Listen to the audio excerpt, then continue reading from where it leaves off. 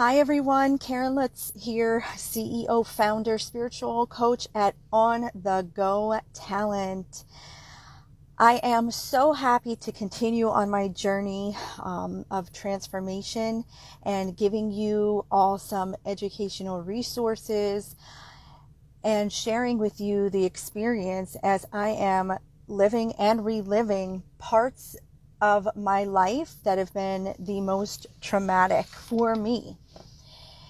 I am really enjoying the literature that I'm reading, and I'm going to continue on with that. I had read an excerpt a few days ago from the book, The Body Keeps the Score, and I will continue to do so. So today's topic is disassociation and reliving. And that is exactly what I was going through a few weeks ago.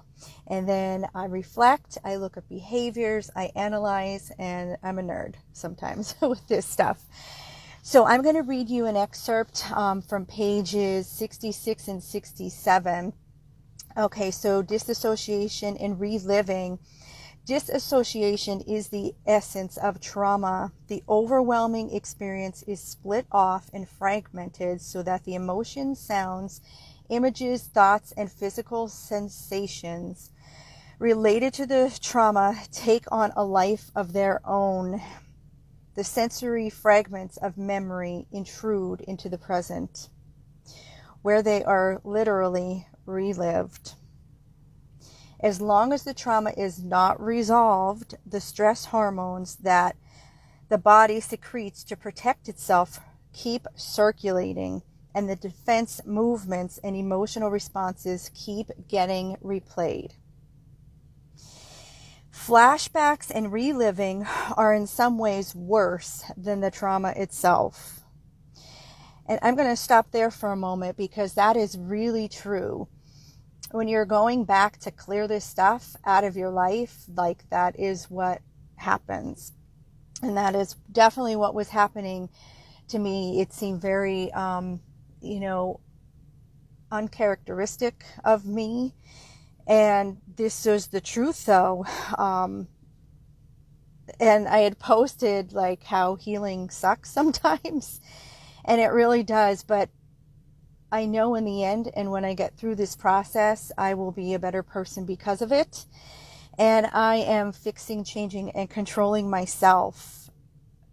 This is the truth. This is, the real documentary that you guys are getting to witness. I'm just very vulnerable and trust this process. As I had mentioned, walk by faith, not by sight. Okay. So I will relate parts of the literature I'm reading and with parts of the Bible too, because you need a mixture of both. Okay, I'm going to be very honest about something that I discovered. Yes, the Bible is fantastic. It's a wonderful doctrine. But if you open your mind up to other healing resources, then you will really see deeper truths. Because at our core conditioning, and I'm just speaking as being raised from a Roman Catholic's point of view, there's a lot of disconnect in some of the areas that I've discovered, and I'm connecting that gap right now.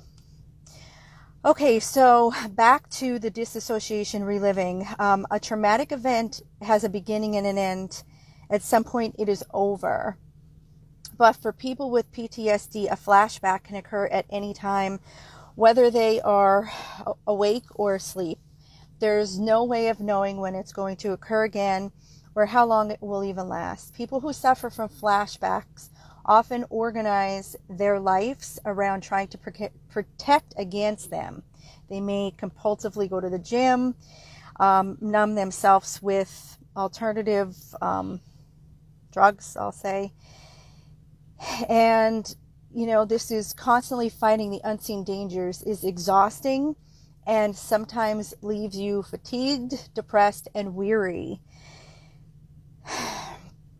Triggered responses manifest in various ways, okay? And this is one that really opened my eyes today. Victims of childhood sexual abuse may basically numb their sexuality and then feel intensely ashamed if they become excited by sensations or images that recall their molestation, even when those sensations are natural pleasures associated with particular body parts. If trauma survivors are forced to discuss their experiences, one person's blood pressure may increase while another responds with the beginnings of a migraine headache. Still, others may shut down emotionally and not feel any obvious changes. However, in the lab, we have no problem detecting their racing hearts and the stress hormones churning through their bodies. These reactions are irrational and largely outside of the people's control. Intense and barely controllable urges and emotions make people feel crazy and makes them feel like they don't belong to the human race. People feel like monsters. As a result, shame. Okay, this is so, I say, applicable to what I was going through. But if you connect the dots, I am sharing the truth and I'm sharing the emotions, and I had to go back in that time and relive that. It was kind of taking and I always refer to this, it was like the ghost of Christmas past. And that's exactly what I was going through. And as shame becomes the dominant emotion and hiding truth, central preoccupation, okay, they are rarely in touch with the fact that these sensations have origins in traumatic experiences. And this is where therapy comes in. So I wanted to share that because that was a lot. And once again, this is, and I'll drop this in the comments below, the body keeps the score. Running for your life, the anatomy of survival. And this is so ironic, but not really, because everything, and I'm learning in my spiritual class, is so connected to each other. And I had started writing songs, and I'm like, wow, like this is the time for my original songs to come back into play, because I just realized, even over these past 3 weeks, that these songs that I had been given, like, prophetic meanings to several years ago are really being applied today. And this is even greater that I get to emphasize my story and the telling of my truth through music. And I'm just so blessed to be able to do that. If you are just tuning in, thank you so much for being here.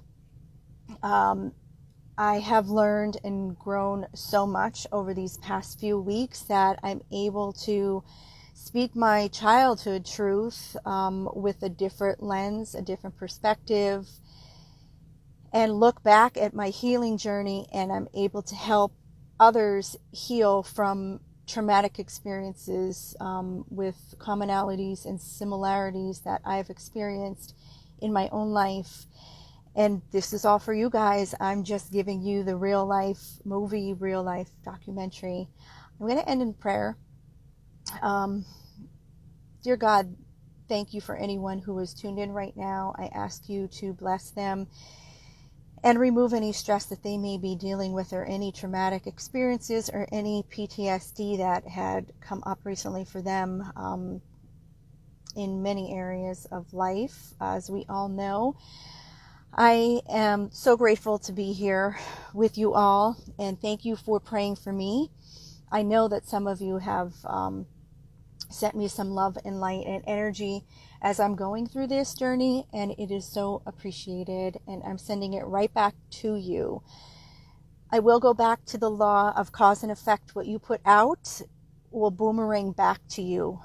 It might not be right away. It might be years later. And unfortunately, that is what happened. And karma, it's like the karma bus. Everything is all energy, positive with the negative, good with the bad, with the ugly. And that is what's happening in my life, because there was a lot of negative energy that was reflected and projected onto me. And I have turned it around, turned the mirror around, and I'm facing the mirror back and shooting that back out and the truth that I had to experience and all of the emotions that I had to endure as a child. And here it is, at the ripe old age of 41, and reflecting it back, not in a harmful way, not in a hurtful way, but for people to recognize their truth of how behaviors negatively impacted me. So God bless. Have a wonderful weekend. Love you guys. I'll talk to you soon. Bye.